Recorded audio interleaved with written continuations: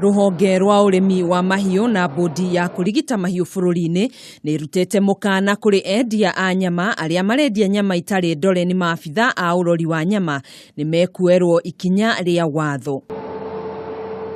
Akiaria ari mwena wa Athiriva hindi ya kuheana marua ma aria mariroraga wagiriru wa nyama, muikariri giti wa bodi ya kurigita mahiu bururi-ini Mwenda Mbaka ni uritie a Kenya kuhura riboti matungana na aria marahuthira njira cia ngungo kwenderia muingi nyama iria itari na wagiriru. We ensure that such people have IDs that we give them from the Kenya Veterinary Board.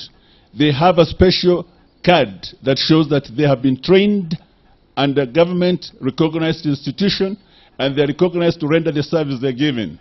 So in case you have any doubts, all you have to do is ask them for their card. If they don't have a card, please report to the veterinarians close to you, or report to the commission, to the county commissioner, or report to the police, or even report to the Kenya Veterinary Board.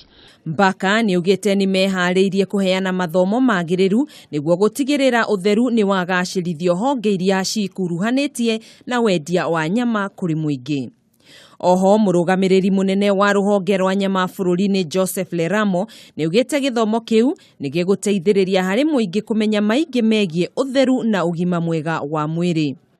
The Kenya Meat Commission values the graduates because they are the ones who carry the meat inspection.